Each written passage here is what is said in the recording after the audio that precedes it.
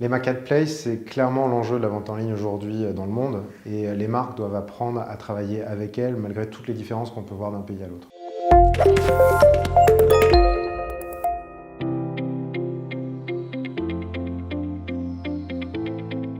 Il y a un enjeu international dans la mesure où les marketplaces vont être hyper différentes d'un secteur à l'autre.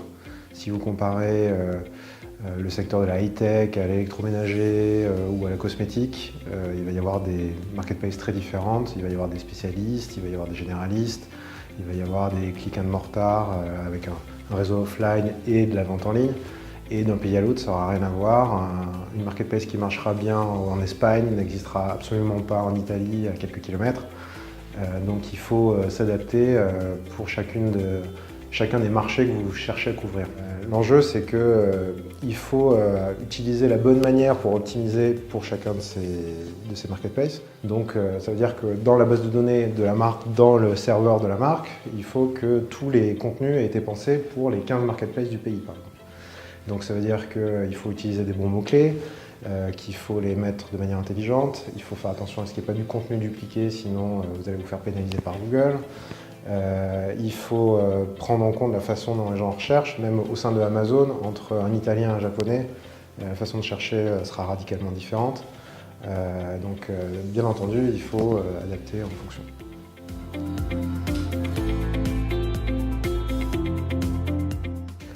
On les accompagne déjà sur rechercher les bons mots-clés pour les différentes marketplaces, comprendre quels sont les produits qui remontent le mieux dans les différents pays.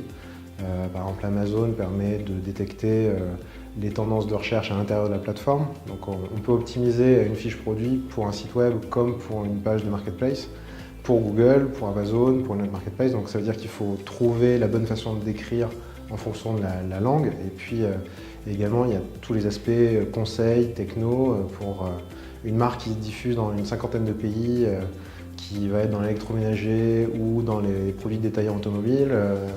Il faudra s'adapter à ces différents canaux, comprendre comment plugger la technologie du client à ces marketplaces, vérifier que l'API est bien adaptée pour cela, et donc faire toutes ces connexions.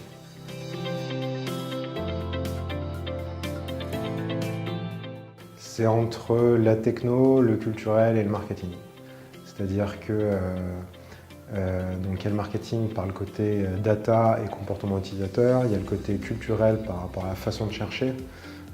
Par exemple, Comscore dit qu'en 2020, 50% des recherches sur Internet dans le monde seront vocales en 2020.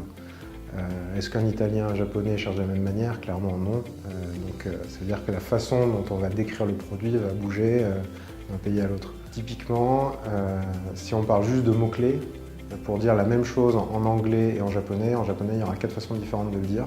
Ensuite, il y a le type d'information que recherche un utilisateur. C'est-à-dire que, par exemple, un Allemand, contrairement à un Français, lui, ce qui l'intéresse dans un achat, c'est la réassurance.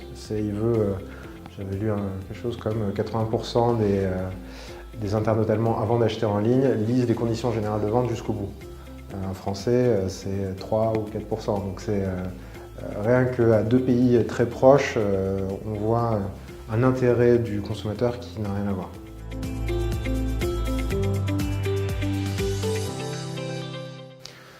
Déjà identifier quelles sont les marketplaces pertinentes par rapport à son secteur, quelles sont les libertés d'expression qu'elle peut avoir sur ces marketplaces. Typiquement, si c'est une marque type luxe qui veut énormément contrôler son image, elle sera peut-être restreinte sur des plateformes comme Amazon ou autres, mais sur d'autres marketplaces, elle aura plus de liberté. Ça va être regarder où sont les concurrents et comment ils fonctionnent. Ça va être regarder où la contrefaçon se positionne pour prendre la place de cette contrefaçon.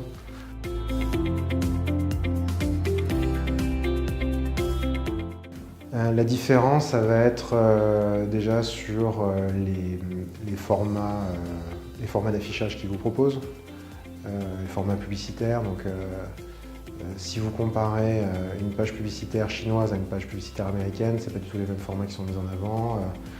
Une page publicitaire asiatique, il va y avoir énormément de textes, d'informations, ça va clignoter, ça va être dans toutes les couleurs.